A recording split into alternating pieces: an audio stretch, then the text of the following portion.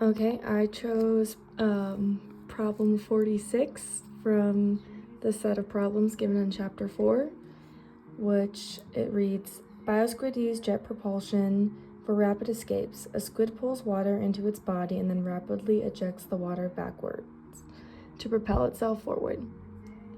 A 1.5 kilogram squid, not including water mass, can accelerate at 20 meters per second squared by ejecting 0.15 kilograms of water. We're going to find what the magnitude of the thrust force on the squid is, what the magnitude of the force on the water being ejected is,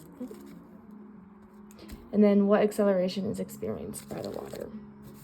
Okay, to start, I'm going to write down the information that we know. So we know the mass. Okay, we know the mass of the squid is 1.5 kilograms. And then we also know the acceleration is 20 meters per second squared.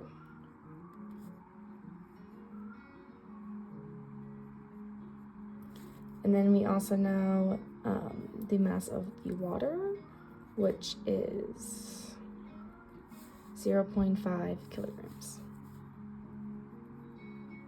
Or 0.15 kilograms.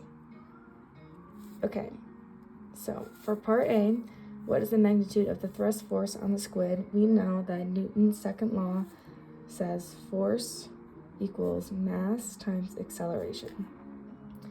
Okay, therefore, the thrust force on the squid, which I'll just do T, equals, again, the mass times the acceleration. So plugging in those values, I'll plug in the mass, which is 1.5 kilograms, and then I'll plug in the acceleration, which is 20 meters per second squared, and then multiplying those out, I'm going to get 30, and then the units for force is in newtons. So we know that the magnitude of the thrust force on the squid will be 30. Okay, and then for part B, what is the magnitude of the force on the water being ejected? We know that Newton's third law says that any force acting on one will be the same acting on the other. So the force of the water is going to be equal to the force on the squid. So force of the water equal to the force, the thrust force on the squid.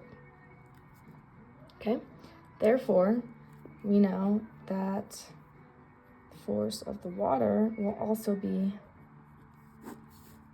30. Okay, and then what acceleration is experienced by the water? So for part C, we know that, again, force equals mass times acceleration. And then, so in this case, I'm going to do force of water. Mass acceleration of water. Okay. And then we're going to need to isolate the acceleration because that's the value we're trying to find.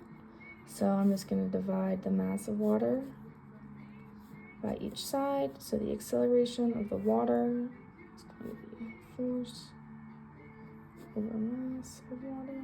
Okay, and then plugging in my variables, I know that the force is 30 in the previous problems divided by the mass, which is 0.15, and dividing that out, that's going to get us 200, and then the units for acceleration is meters per second squared.